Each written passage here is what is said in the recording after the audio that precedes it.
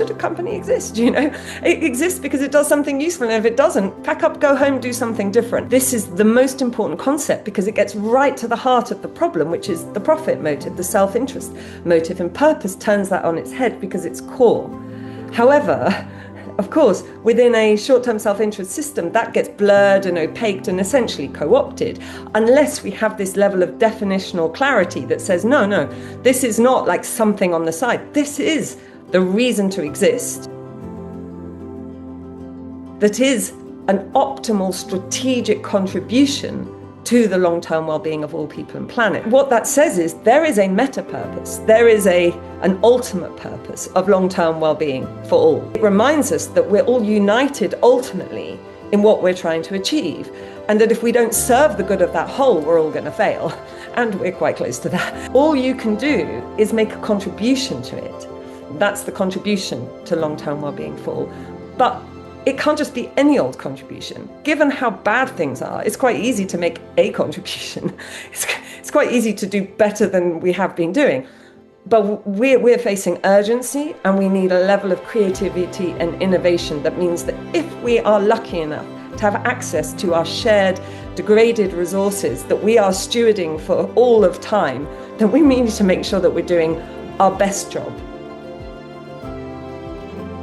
B Corp and benefit corporation, which is associated but different, are examples of on-ramps. Becoming a B Corp is a strategy to something. 3711, all being well, will be published towards the beginning of 2027. ISO is just merely the world's most highly refined consensus building process. It's made up of 174 national standards bodies who come together to decide when they want to agree consensus on something internationally, and then there's a very specific process for that. So it can be used by organizations, say, who are doing B Corp and want to kind of think about the next steps, or how B Corp's moving them towards different governance practices, which are obviously now great to see core to B Corp in any country, anywhere in the world.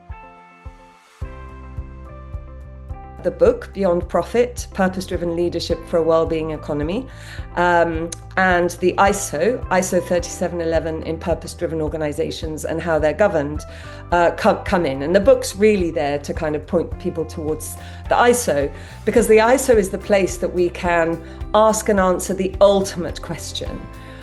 And the ultimate in terms of, whether we want a good life on planet Earth or not. And that ultimate question and answer is not about product or a service, or it can only be ultimately, how do we govern our decision making so that at any one moment in time we're making decisions that are as good as they can be to both drive and not harm collective long-term well-being for all people and planet, which is the goal of the economy, the definition of sustainability, the mandate of governments, and if you ask enough whys, where you get to in terms of what is valuable. If we want a good life on planet Earth that can endure into the future, we're going to have to make decisions so that is the case. And Benefit Corporation Act and other things are as a stage posts towards this journey.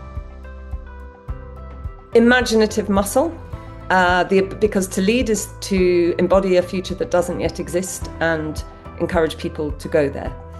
And that requires, as I often say, unity. We need to feel that we're part of a big movement to that, and that unity rests on clarity, and that's why ISO 3711 is so important to provide that. That ultimately, ISO 3711 is a philosophical proposition, of course. It's saying this is how we should govern ourselves to make good decisions. That's moral philosophy. That's what it's been trying to do. So I think we're at a really exciting time